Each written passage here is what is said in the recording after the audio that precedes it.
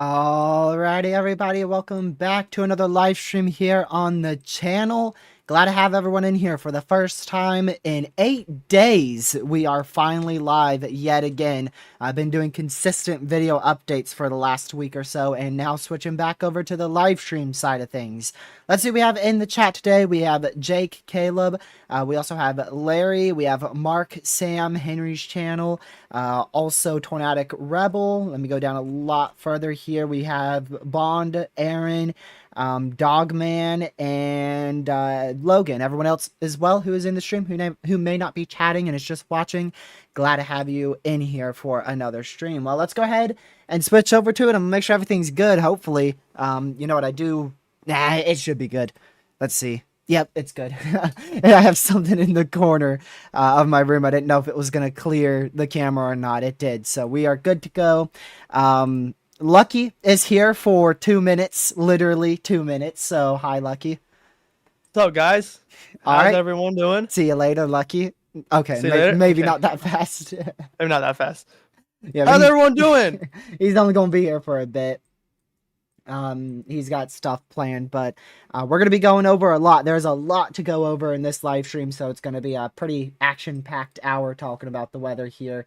Thankfully, not much ongoing, as you can see under my face cam. Under that time, no active alerts. So we have no severes and no tornado warnings. Now, we do have a few special weather statements, and then off to Lucky's east, we have some flash flood warnings out there, 2 of which are observed. So, yeah, I'll just, Lucky, you go ahead and take the show for 60 seconds. Put you on the spot. Yeah, hold on. All right, let me open myself real quick. Hold on. What do you want to talk about? I'll let you talk about any subject you want, and I'll go over to it. Y'all, if you're in NC, we got a good amount of flash flood warnings, and they're actually considerable, and they're observed. So, you know, expect the rainfall 1.5 inches in 1 hour. So that's hourly rainfall. It's pretty crazy. You have some crazy, amount of rain, especially eastern North Carolina around the Jacksonville area, Clinton, east of Fayetteville is basically good description. Yeah, so just be mindful if you go out and drive. Just please be careful. Roads can get flooded very fast, and hydroplaning is a real thing. I can confirm that to y'all. It is a real thing. Very so real. Please be careful.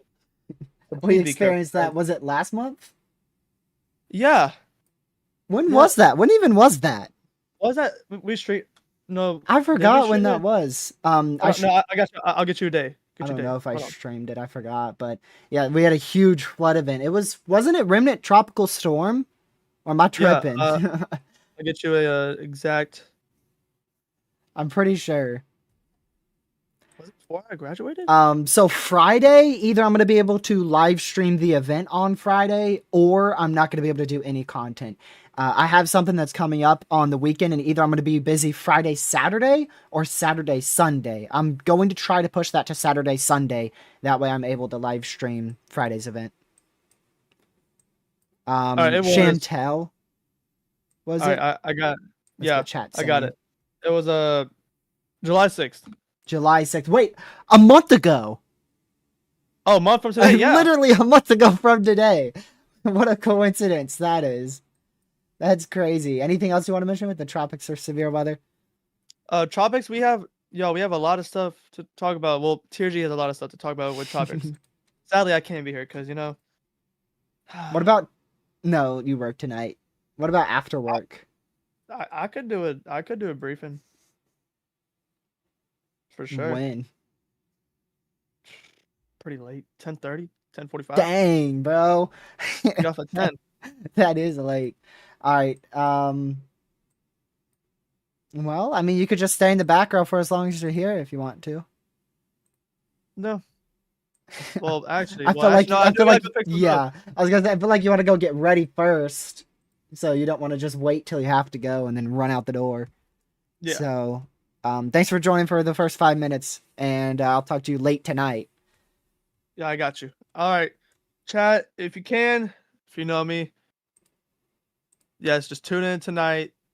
Hopefully before 11 for sure. But I know some people did start school this week, and I know some. I No, heard that no, some. that's a bad word on this channel. That's banned, Oh, my bad. Lucky. You My cannot bad. My say bad. that. I forgot that some people started the S word. This weekend. I heard a couple weeks ago someone started the S word. So yeah. But so it will be a late stream. It's gonna be a briefing, obviously. There's nothing to cover, I don't think, that late at night. No, it's a marginal today. Today's like the Okay. last Yeah. inactive day for a couple days.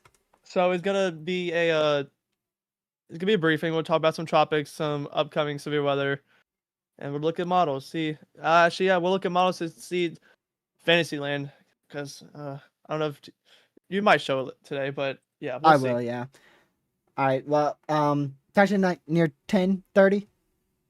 I mean, I'll be home at like 10:15, but I'm gonna Okay. set stuff up. Yeah. All right. All right. See you guys. See Bye. you See you tonight. later, brother. Hopefully. See you later, brother. Dude, it's crazy. You got to get him going and then get him out, or he takes years to end the call. He did that one time for me. He kept saying goodbye for like an hour straight. You gotta roll him out. Unlike what he does when he's asleep, he sleeps forever. He's still in chat. He's about to watch. He's about to make fun of me for making fun of him for sleeping so late. But yeah, anyways, off topic right at the start of the stream. Apologies. That's what happens when Lucky joins because he's my best friend and I go very off topic with him. But yeah, there he is. I knew it. I knew it. I knew he was going to be in chat. So let's dive on into shoot. What do y'all want to do first? Tropics? You know, we'll do a poll on it. We'll do a poll. Let's see. What first? Tropics or severe weather? There you go. Have fun voting on that poll. We'll do a poll right off the bat. Which one do you guys want to start with first? I'll run it just for like literally a minute or two. Oh my word, overwhelming. Overwhelming severe weather. Well, gracious.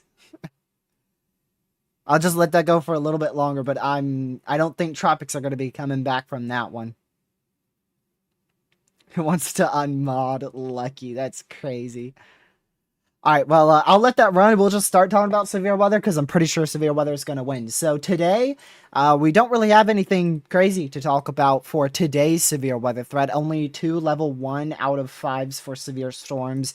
Just the isolated 1-inch hail, isolated 60-mile-an-hour wind gust will be possible today across northern Minnesota, southern Minnesota, into almost the entire state of Iowa, much of Nebraska, South Dakota, Kansas, Missouri, even eastern Colorado, southeastern Montana, in that level 1 out of 5. Like I said, primarily damaging winds. and isolated 1-inch hail will be possible. But overall, nothing significant. Really, no tornado threat today. I don't see us getting any tornado threat at the moment for today's severe threat. So just stay weather aware if you're in the green areas, but likely not going to see a whole lot.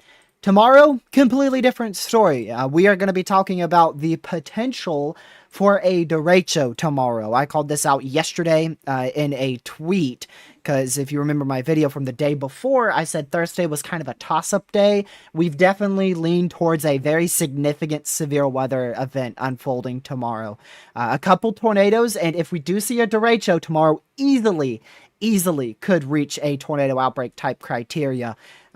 Especially if we see something like the 12Z HRRR depicts, where we see literally 6 hours of damaging winds and a well-organized derecho across almost the whole state of North Dakota, kind of like what we saw back on June 20th. And then there's the other flip side of things. There's the side of things where we see an isolated tornado risk, brief tornado or two, big time hail up to 3-inch in diameter, and the damaging wind part of things is a lot more localized. The newest 18Z HRRR shows that. So the 18Z HRRR shows a lower overall threat for tornadoes and a lower hazard for damaging winds, and it increases that hail threat. Whereas the 12Z HRRR still has a big time hail threat, and it really increases that tornado threat and very much drastically increases that damaging wind threat for tomorrow's event. So really just one of two ways to go here.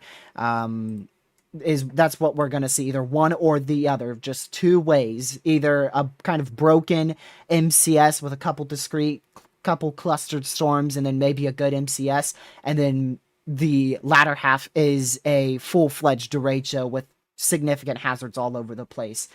But right now we have a big 5% tornado risk. If a derecho does look possible or likely, we'll see that upgraded to a 10%. But at the moment, that remains at a large 5% tornado risk. So a couple tornadoes are likely tomorrow. Isolated strong wind can't be ruled out if we could get any good surface-based discrete storm going. Damaging winds of up to 90 miles per hour will be possible. If we do see a derecho, we could be looking at winds in excess of 100 miles per hour. Large hail, we're looking at 3-inch hail, maybe even locally greater hailstones could be a bit larger than 3-inch in diameter, specifically in that red area. So we're looking at a very significant day. It just depends on which mode we see. I don't think we'll see a 10-hatch tornado risk. The strong tornado threat is pretty conditional. I don't think we will see a 10-hatched tornado risk because that would be a bit more of a, multiple strong tornadoes possible, but we're really at a, multiple tornadoes possible, possibly one strong. That strong tornado threat does not look very good. So I think tomorrow is going to be a big time hailmaker at first. Then the tornado threat could ramp up a little bit. And then depending on if we see a derecho, that tornado threat's either going to kind of maintain at a low end tornado threat or rapidly increase as we start to see a potential derecho. It just depends on how things unfold. Friday depends greatly on what happens tomorrow. I do think Friday is going to be another significant day for severe weather. It looks like we will see a very messy mode. Likely a lot of clustered strong to severe thunderstorms will erupt just at sunset or after sunset, likely somewhere around, actually out here. This is still Central Time, right? So yeah, this would be about 7 o'clock. Probably 6, 7 o'clock Central Time, so definitely not sunset just yet. But 6, 7 o'clock tomorrow Central Time, we should see storms erupt in North Dakota. Likely, it's hard to say exactly where they should erupt, but probably somewhere like right on the edge of this marginal and slight risk is when storms, or where storms will erupt. And it really, the number one thing it's going to come down to is what happens tomorrow. If we do see a derecho tomorrow, you know what that's going to do. It is going to completely wipe out the open warm sector, and we won't have much severe storms to talk about on Friday. The other scenario is we don't see a big time, derecho or huge damaging windbag, and then Friday does end up getting a significant severe threat. So the newest HRRR definitely has a very low end scenario for Friday, whereas the NAM 3K has a bit more higher end scenario for Friday's event. So Friday, in my opinion, is very much a big time toss up. I have no idea what to expect on Friday, and I'm really shocked to see them go enhanced risk. I'm very surprised about that. Because there's a lot of uncertainty on our open worm sector. We could literally have no instability, like we're talking less than 500, maybe even less than 250 cape in our worm sector on Friday, or we could have 3,000 cape. It literally could go either way. So we're going to watch it closely. I really don't know which scenario is more likely. At this point, the SPC seems very confident in a more notable severe weather threat occurring on Friday. So that's what I'm going to relay to you guys is the hazards they're talking about, which is the potential for significant damaging winds. We'll go back to day 3. Significant damaging winds of likely 70 to 80 miles per hour. Could even get the isolated gust locally higher than 80 miles per hour. Large hail will also be a big time issue. Large hail will probably be the biggest issue, up to maybe 3-inch in diameter for Friday. And I think we could see a spin up tornado or two, but that tornado threat is, in my opinion, going to be very difficult to get. The closer we've gotten to this, the more we've kind of realized instability is probably going to be a big time issue for this event. So we'll keep an eye on that. We'll keep an eye for a greater tornado threat, but it's probably going to end up being like a 2% risk, maybe not even that. It just depends. We'll see what happens when the SPC updates this tomorrow. So overall, tomorrow, very significant day for severe weather, regardless of if we see a derecho or a more messy mode. We're looking at 3-inch hail, 80, 90 mile an hour winds, and a couple tornadoes being possible. Even the isolated strong tornado, if we do or don't get a derecho, still could see that isolated strong tornado threat. If we do get a derecho, that damaging wind threat is going to go up ridiculously higher than 80 miles per hour. We're talking 100 winds in excess of 100 miles per hour.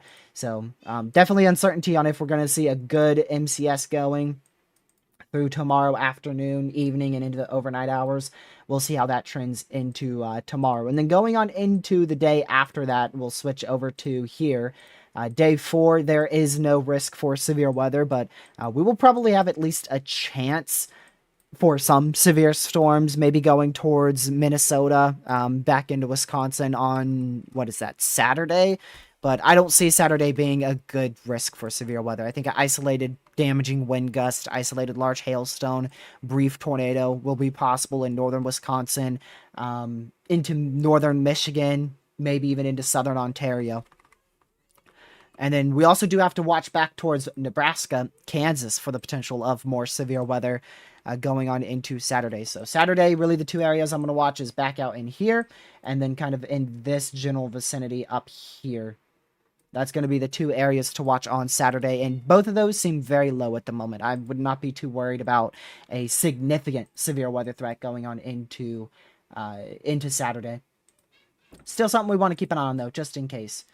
So let's go ahead and dive on into some model data here. We'll compare the two most likely case scenarios for tomorrow, which the HRRR has really portrayed very nicely for us on which one of the two scenarios we could see tomorrow. The 12Z is definitely the higher end scenario. We start to see, I didn't even get my pen out. I got to get my pen out here. We start to see some large hail, 60, 70 mile an hour winds, maybe even the isolated brief weak spin up tornado as early as 2, 3 p.m. Eastern time out in northern and northwestern North Dakota, northeastern Montana.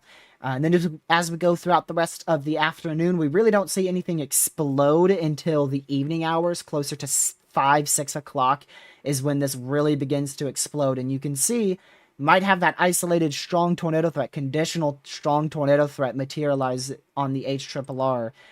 If it does materialize, it could look something like this, where we see messier mode, your main line back here, and then maybe even a prefrontal supercell or two out in front. And that would definitely be a good, strong tornado threat if that does occur. Those would be some big time 3-inch hailers, isolated strong tornado, and 70-mile-an-hour winds possible with those two leading supercells if that were to occur. And then going towards 8 o'clock, 9 o'clock, that damaging wind threat rapidly ramps up here on the HRRR, where you could see gusts of 90, 100 miles per hour. And then that continues all the way until about 1, 2 a.m. Eastern time. So definitely very notable event there on if the 12Z HRRR is going to be correct. And in the 18Z HRRR is the other scenario. We still see that afternoon convection of the isolated, 60, 70 mile an hour wind gust, isolated 2, maybe 2.5-inch hailstones there. Wouldn't rule out a tornado, but tornado that definitely ramps up in the evening hours. This 7 o'clock, this is your evening hours, 7 o'clock, and still you have those isolated semi-discrete to discrete supercells, and the environment still favorable for an isolated strong tornado. So a strong tornado is definitely a possibility tomorrow if we can get those supercells to fire in front of our main cold front. And then watch your cold front. It definitely doesn't organize as large as what the 12Z HRRR was saying, but it still has that very, how do I put this? Localized. That's what I'm looking for. Very localized, very significant damaging wind threat. A lot more local area for that damaging wind potential, and probably quite a bit weaker. Still would see a gust possibly 80 to 90 miles per hour in that. But it's not a full-fledged derecho. That would definitely be a localized MCS going into the overnight hours. And then that lasts all the way a bit longer. Actually lasts till beyond 2, 3 a.m. Eastern time. Still could be seeing severe storms as late as 5 a.m. on this scenario for late tomorrow night. So two different scenarios, both of them significant. Both of them have the isolated strong tornado potential. Both of them have 80 to up to 90 mile per hour winds. And then both of them still have that 3-inch hail being possible. So really, either way, tomorrow's a significant day for severe weather. Welcome to the stream, Matthew. Hey, bud, glad to see you. You think we could see a red Sharpie either day? So Friday, I find it nearly impossible. I mean, I would be blown away if Friday goes red Sharpie here. The NAM is definitely the more higher end scenario where we have a much better open warm sector.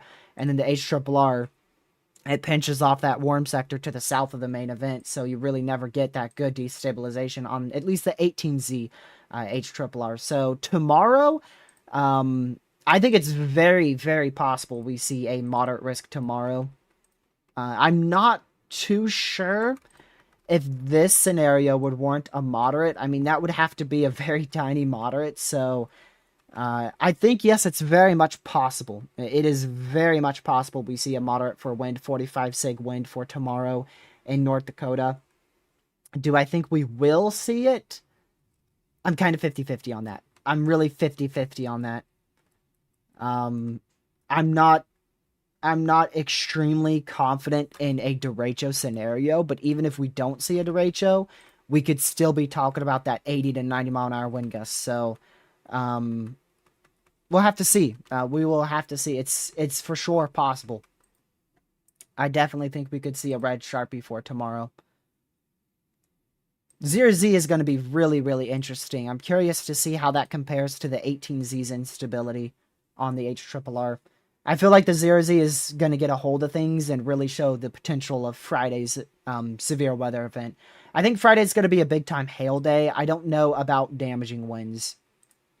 We do have the new 18Z NAM rendering in here. And you can see the warm sector is already very much different. It's already a lot less instability and a lot more localized instability too, compared to what the 12Z had. So you can see the 12Z, that has a very clear, your clear warm sector beginning to move northward, northwestward, and then compare that to the new 18Z. And not as obvious, maybe it's like back down in here, but still you have these pockets of big time lack of instability in both of these little pockets here. So curious to see if the NAM 18Z, what that shows. But obviously the NAM 3K, definitely not your most accurate model run, but Overall, tomorrow definitely looks a lot better for severe weather.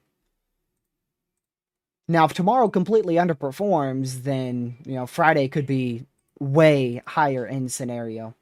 But I don't think any model one shows that. I don't think a single model shows Friday being higher potential than tomorrow. Yeah, this is the normal NAM model. Now that, I don't know. I guess this is the NAM being the NAM, just has a huge pocket of instability down here, but in your main enhanced risk area, you're still lacking with much of that favorable instability. Half of it has like 6,000, and the other half has like 1,000. And the NAM doesn't really initiate anything good by 0Z. And that's the new 18Z, so... very ample amount of moisture, though. Look at that. Crazy amount of moisture. So I think if we just get good instability, what are we talking about for shear? Yeah. Lower level wind shear, definitely not doing so well. And then with that more clustered mode, I mean, we definitely could see a spin-up tornado or two being a possibility, but anything like a strong tornado threat on Friday, like I mentioned in our video the other day, I don't see that happening. I think the strong tornado threat is highest tomorrow as opposed to Friday. Kind of trended back a whole day. Yeah, Friday's up in the air. Friday could be huge if tomorrow does barely anything and we just get a huge amount of instability. Like, imagine all this instability just doesn't get used up tomorrow and it's a complete bust. And then that's going to translate into the day following's instability, and you would end up with 6,000 gape, over like this entire area here. A lot more to the west than what the NAM has. Yeah. I mean, it looks like it's going to be close. Where's that enhanced risk at exactly? Yeah, see, that's the enhanced is kind of split between Minnesota and North Dakota. I mean, it looks like when a front... Yeah, this is your front, so your front's like right in here. You could tell that from your wind barbs. You've got southerly winds here, north-northwesterly winds here, so you've got a front right in there. So when your front hits this pocket of instability, that's going to be when storms have the best chance to explode. But the chance, or rather the question is, do they even explode? I mean, you have a big capping there, and the GFS just has nothing. Like, it has nothing at all, so... I don't know. I don't really know exactly what to think of for Friday. We got to get through tomorrow's event first. And then after that, we'll zoom out a bit. Zoom out on our GFS. Totally the best model run ever, but I mean, it's better than nothing. So this is our big trough causing our severe weather tomorrow on Thursday. And this is actually a really good MCS setup. A really, really good MCS setup. You have a very fast-moving, positively tilted trough with multiple embedded fast-moving short waves out in front. This is a very nice setup for a derecho. That's why I called it out yesterday on Twitter, because you have such a fast-moving positive trough, and then these little kinks in the jet stream. These are your little shortwave troughs right in here, maybe even a third one right in there. And watch which one takes over. You can tell right here, your main lead shortwave trough is this guy right there. That's your main shortwave trough. And that thing is going to be hauling. I mean, that thing's going to be moving very, very fast because you have the positively tilted trough that's trying to quickly tilt negatively, and that's forcing the flow in front of it to rapidly move off to the east. I don't know why the NAM3K has it moving southeast. Yeah, you can see the NAM3K has it moving pretty quickly southeast, so I think the NAM is too far south with tomorrow's event. You can see it has the derecho potential being even into central South Dakota, which is on the border of the slight and marginal risk. So I think the NAM 3K is too far to the south with our trough. But really good setup for a derecho. High amount of instability. Okay forcing. Like, I'm not going to say it's insane forcing, but it's okay forcing. And then a really good shortwave trough. That shortwave trough is going to allow for probably rapid upscale growth which should favor a MCS or derecho either way. Even if we do see a more semi-discrete mode, that shortwave should still be able to force things up into a MCS and or derecho, regardless of if we start messy or if we start with a big linear line, a big linear storm mode. And then going beyond that, switch back over to our GFS Saturday. You can see the main area for severe weather. I'm thinking is going to be western Nebraska right in here. And then also back up in like this general area right back up in here. Those will be the two areas to watch for Saturday. Maybe in between, but I don't think you're going to have much forcing in between that. Ooh, yeah, you can definitely see the GFS loves that western Nebraska target area for sure. Not much forcing along your cold front. Very weak cold front right in here. At least generally, that's... I can't even tell where your cold front is. Where is your cold front? Actually, it looks to me like your cold front's way out in front. Let me go to the WPC. Like, it looks like these storms are about to fire behind a cold front on day 3. Let's see if there's like a secondary front. A lot of the times that's the case. Or day 4. I think I said day 3. Day 4. So, yeah, the WPC still says that your front is... Yeah, this is your front right in here. That's your front. And then that moves off to the east. So your main threat, your main threat on Saturday would be focused along the cold front back up in here. But those storms back off in Wyoming and Colorado, I guess they just like to form behind cold fronts. They're just gonna form off the mountain range, I assume. So those are gonna form behind the cold front. So these storms on the cold front, these storms behind the cold front. And actually, those storms behind the main cold front, back out in Nebraska, look to have the best chance for severe weather, as opposed to the storms back up here in Wisconsin, Michigan, Southern Ontario, because our main low pressure is going to be way out here. So your main low is really dislocated from your storms on Saturday, which probably means you have, very, very, very minimal wind shear. Very little wind shear. So I wouldn't rule out a brief tornado on Saturday, both in Wisconsin, Michigan, Southern Ontario, and maybe also with that complex of whatever forms back out western Nebraska. But no big time severe weather maker there on Saturday.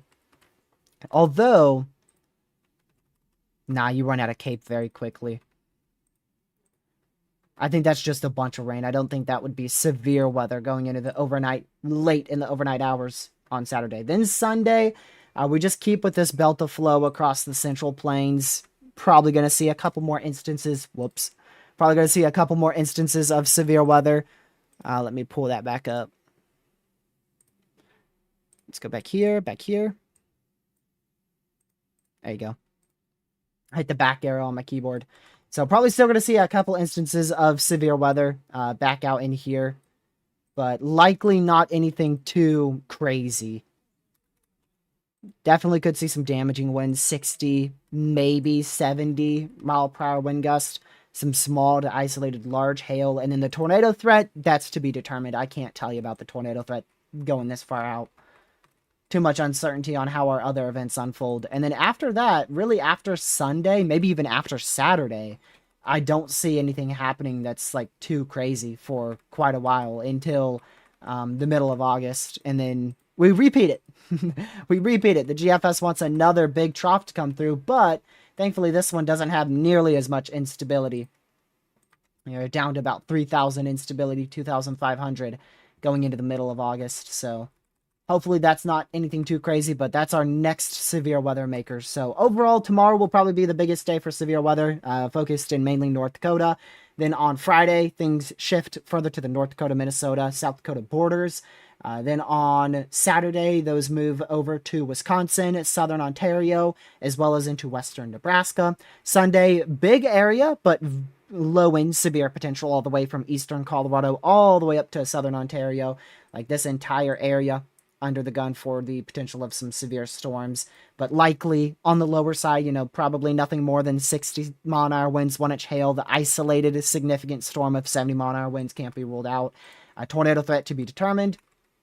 Then going into Sunday, could have some of the remnant severe weather hanging around Sunday night into Monday, but overall those storms get out very quickly. So not really interested in anything beyond really Friday. I mean, even then though, Friday is so dependent on what happens tomorrow. A lot of uncertainty. I'm really shocked with that day 3 enhanced risk. Tomorrow is a guaranteed significant severe weather day. Friday is very much determined on how much CAPE is used up tomorrow for what's left on Friday. And then Saturday, your low is so far away, you're not going to have any notable, crazy severe event out there in Wisconsin. Would be watching Western Nebraska, though.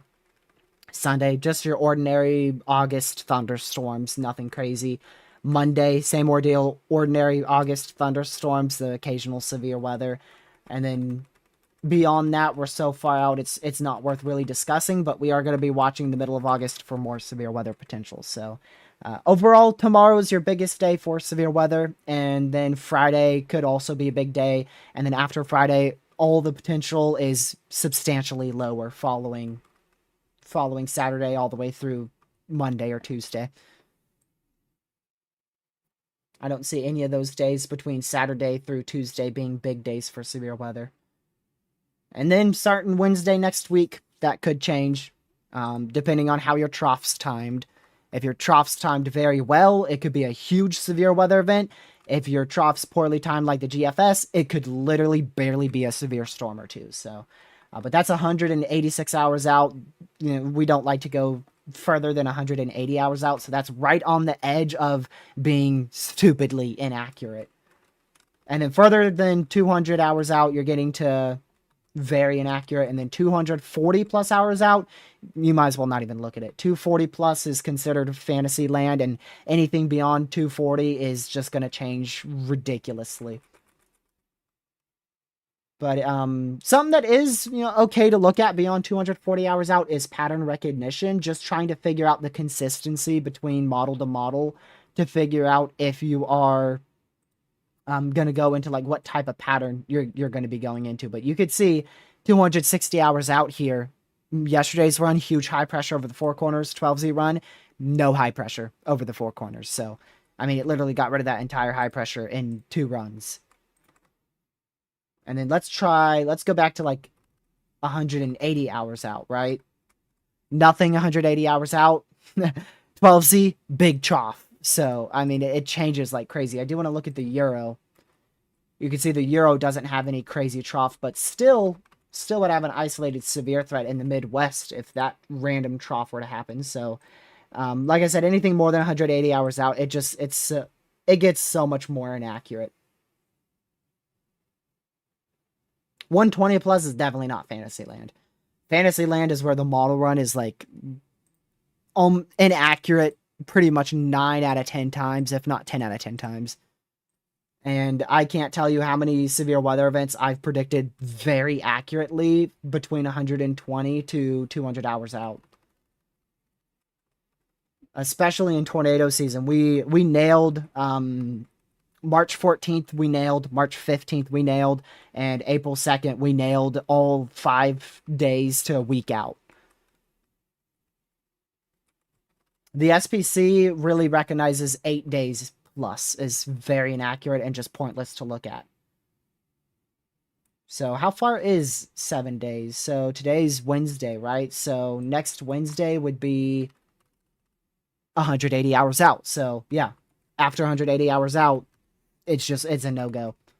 And then beyond 10 days, it's just pure guessing. There's no skill involved. I believe most meteorologists have actually said that exact line. Anything beyond 10 days out, it's literally just guessing and there's no skill involved. I think James Spann is the person who really popularized that sentence. Beyond 10 days out and you're just guessing. There's no skill.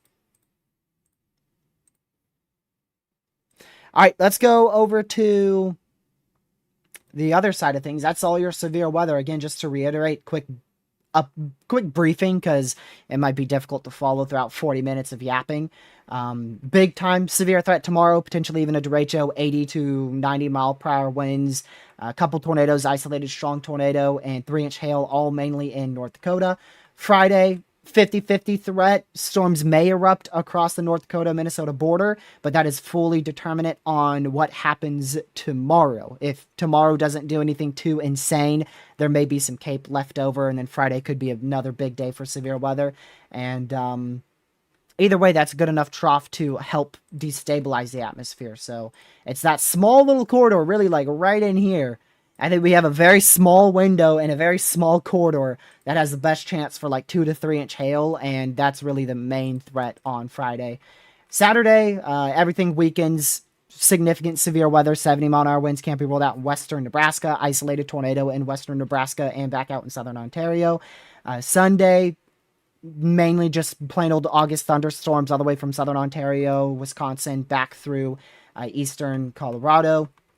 And then Monday, not too sure what's going to happen Monday, but we are starting to get further out. We'll likely be a bit more inactive on Monday, Tuesday. Could be some mesoscale days in the northern plains. We've seen that for like the last month straight.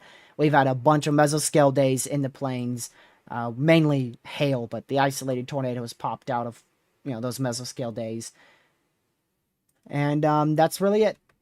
I'm not going to go really beyond Monday because it seems like this model run is changing a lot. Yesterday the whole run was completely different. So, but after that, going into the middle of August, we're going to continue with the chances of severe weather. It's just, I'm not going to go into the specifics of it.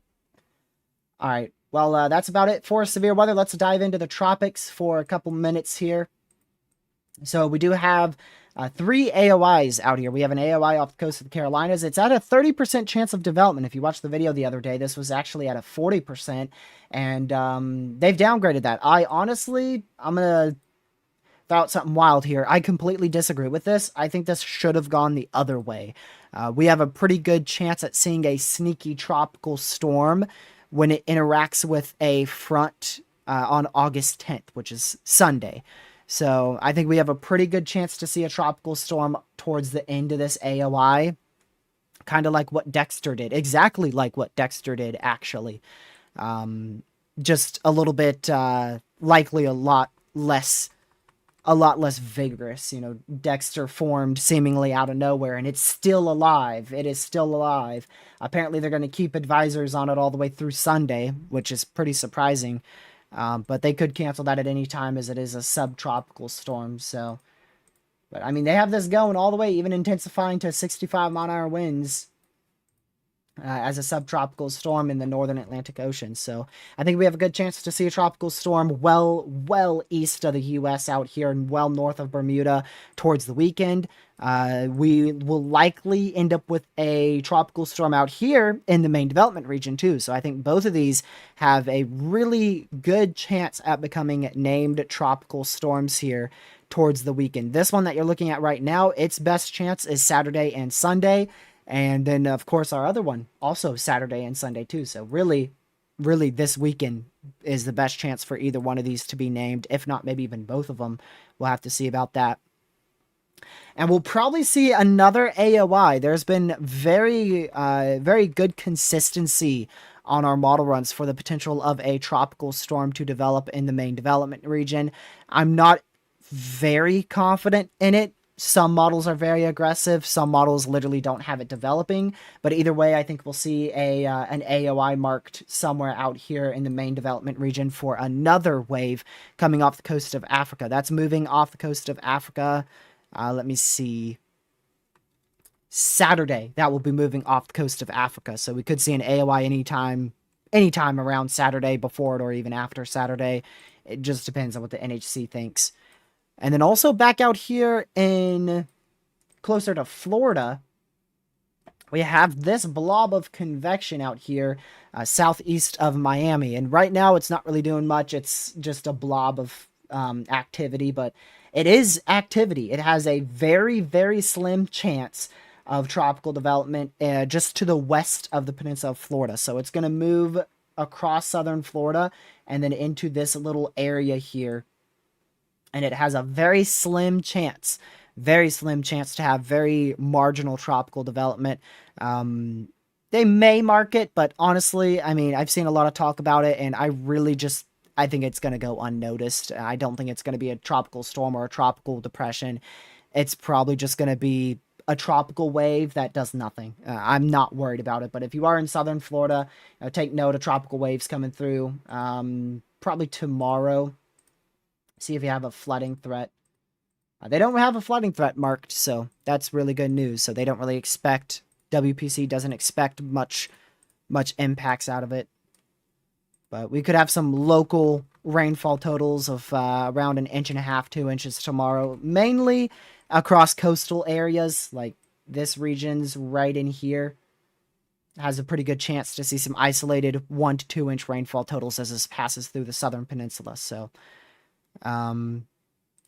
yeah, just be mindful of that. I wouldn't be surprised if they upgrade this to a level 1 out of 4 for flooding. Little surprised they haven't, but any flash flooding we do see is expected to be pretty marginal, if not below marginal. So that's really it for our tropics. Again, just to reiterate, we're going to continue to keep an eye on this AOI. I do think it has a very good chance. I'm shocked it's at a 30%. I'm shocked they decreased that. I think there's a really good chance it becomes a tropical storm out in the western Atlantic right around Saturday, Sunday. This wave, I think, has a pretty good chance of becoming a tropical storm kind of towards the middle of the AOI, towards exact same time frame, Saturday, Sunday. Saturday, we'll be watching a wave come off the coast of Africa, and it's 50-50. Like I said, some models don't have anything developing. Other models, especially ensembles, are getting a bit aggressive with it. We'll take a look at that in a second. So I think that will be marked as an AOI later this week, and that will likely track to the west like this. And depending on how our high pressure is, it could go out to sea just like this one's going to do, or it could go towards the Caribbean. It's really just kind of a 50-50 on that. And then again, also watching this mess currently over the Bahamas. That's going to move over southern Florida tonight into all day tomorrow. Very low chance of development. It's such a low chance that the NHC hasn't even bothered marking it yet. So overall, no threat to the U.S. of a tropical storm or a hurricane or anything like that. Thankfully, all these have remained away from land. Our main AOIs, this one has decided to turn and it's going to just go right out to sea. This one, our high pressure, thankfully, is going to be able to steer it right out to sea. Main development region wave here on Saturday that's going to move to the west. Hopefully, our high pressure will take that out to sea. Again, we'll take a look at ensembles in just a second. And then, of course, this area here, not yet marked by the NHC. And either way, impacts will be very marginal. Very, very low-end impacts. Let's take a look at some ensembles. I haven't looked at these ensembles, so we're going to look at them together to see how aggressive they are on the main development region wave on Saturday, when it's going to be moving off the coastline of Africa. Close all this out real quick. That way my computer don't scream at me. So this is provided by weathernerds.org, which is my favorite site to use for ensembles. We're looking at the Euro ensembles at the moment, and you can see this is our AOI with a 60% chance of development, and you can see how aggressive they start to get right in here towards Saturday, Sunday. That's going to be the best chance for this to develop. So this is on Wednesday. Is this Wednesday? Is this next Wednesday? I think I went too far out. Yeah, let's go all the way back. Back it up, back it up, back it up. So this is on Sunday night. And I think Saturday, Sunday, and Monday, this has the best chance to develop into a tropical storm. And then that is when our wave, you can see our wave here coming off the coastline of Africa. Dexter moving well out to sea still. I'm shocked. Look at that. Very confident in strengthening. Ensemble's very, very confident in strengthening for Dexter still. That is very shocking. Some of those even have it getting up to a hurricane, but it's subtropical, so I don't think that's going to happen, but could be looking at a very high-end tropical storm by the time we get towards Friday or so, right out there in the subtropics. And then look at that. Look at that. Let me zoom in over here. Look at that. Euro ensembles do pick up on that little blob currently over the Bahamas, moving over Florida and then trying to develop into, at the absolute strongest, I mean, worst case scenario, a tropical depression.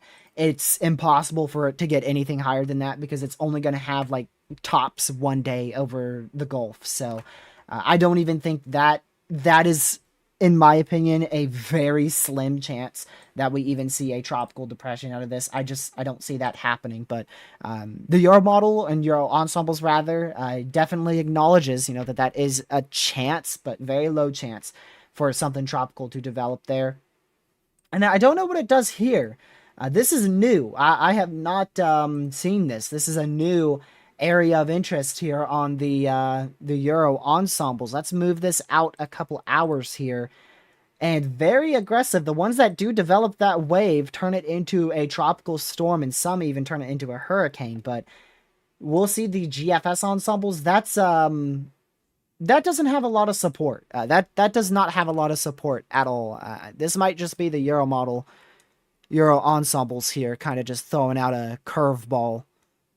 You know what? The GFS does have it. I didn't even know that. Look at that.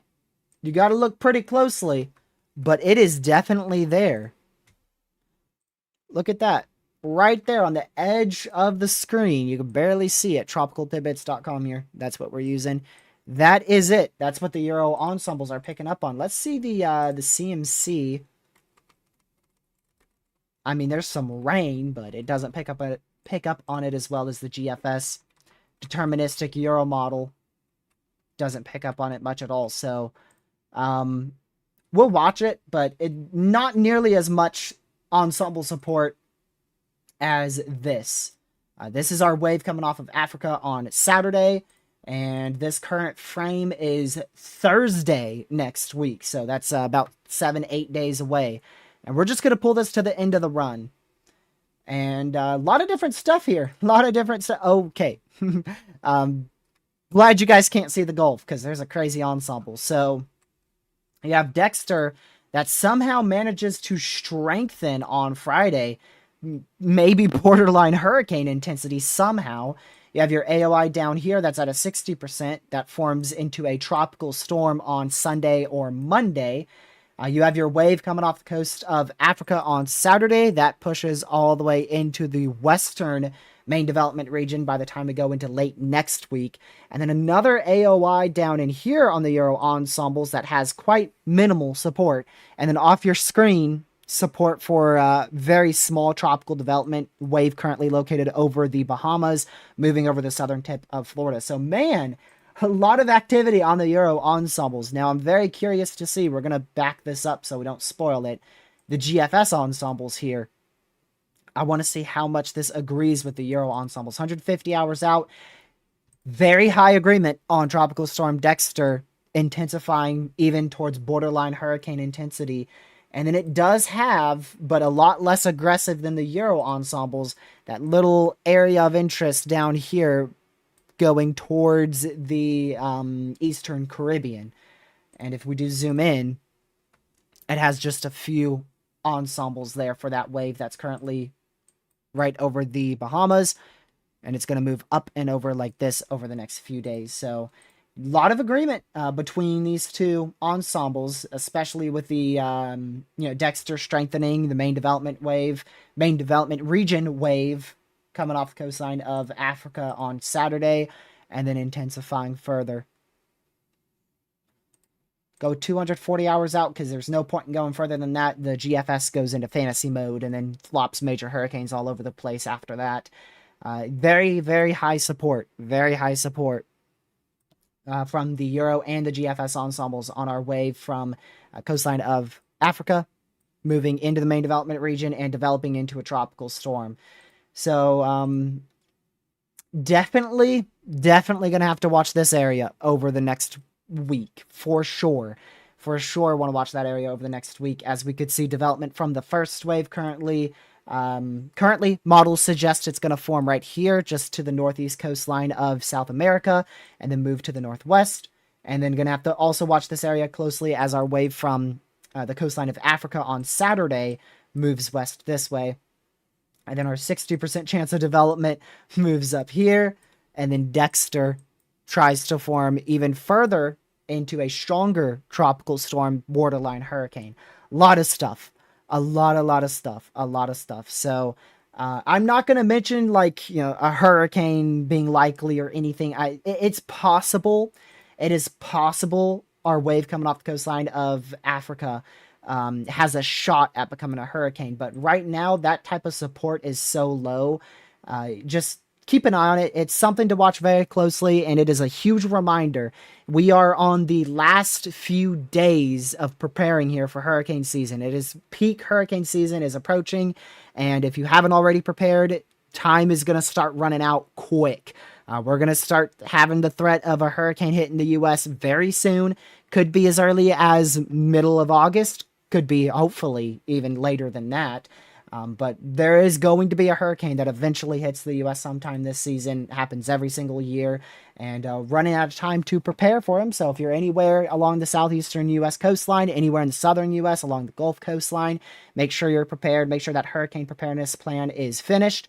And if it's not finished, you still have plenty of time, right? I mean, the average is 7 days. The average is 7 days for a wave to go off the coastline of Africa to go towards the U.S. and hit the U.S. That is 7 days to go from Africa to the U.S. So that is plenty of time for you to still prepare. Please continue to prepare for hurricane season. There's no imminent threat to the U.S. for a tropical storm or a hurricane. Again, we do want to watch the main development region. You can see a bunch of ensemble. This is a lot of activity, okay? This is a lot of little low pressures that you see here outlined by the GFS ensembles. And then those same areas, much of those same areas outlined in a bit of... Hello? get out of here. A bit more aggressive on the Euro ensembles too. So very active, very, very active hurricane season pattern coming up. But with that being said, we're going to go ahead and conclude. This went very, very fast. I hope you guys did enjoy today's live stream. Thank you so much for watching. If you didn't already, make sure you hit that subscribe button, like this live stream, and also share this stream and channel with your family, friends, social media. I appreciate the mods for mod and chat. It's all the time I got today. I will catch you guys in a live stream tomorrow. We will be live tomorrow. What is tomorrow? Thursday? Yeah, we'll definitely be live tomorrow for that. Derecho potential. So have a great rest of your day. Remember, no imminent threat to the U.S. for a hurricane. We're just going to be watching very closely towards the middle of August as that main development region AOI moves towards the U.S. towards the west. Doesn't necessarily mean it will hit the U.S. It's just going to be moving to the west northwest. This first main development region wave, which you can see in the background, got a bunch of hype to potentially move towards Florida. It was everywhere. And it's just going out to sea. It happens. It's hurricane season, okay? A lot of waves do that. A lot of waves that come off the coast of Africa, they get a bunch of support from the GFS and all these ensembles that say, hey, they're going to head towards the U.S. And then once the AOI actually gets designated and, we have some better data, it starts to look like it goes out to sea. So thankfully, we avoided it. We avoided a bullet with this one. But it's only a matter of time before our high pressure's very strong and it blocks any waves from going out to sea. And then before you know it, we got a tropical storm or worse heading towards the U.S. So just make sure you are ready. If you're on the southeast coastline of the U.S., Gulf coastline, have that hurricane preparedness plan done. Finish it as soon as possible. The sooner, the better. Again, thank you guys so much for tuning in. Thank you, mods, for on chat. I'll see you guys in tomorrow's live stream. Have a great rest of your night. I talked a little bit too long, so the outro music is going to be shortened. Have a great rest of your day once again. I'll see you in the next one. Stay safe. Watch for your weather. Goodbye.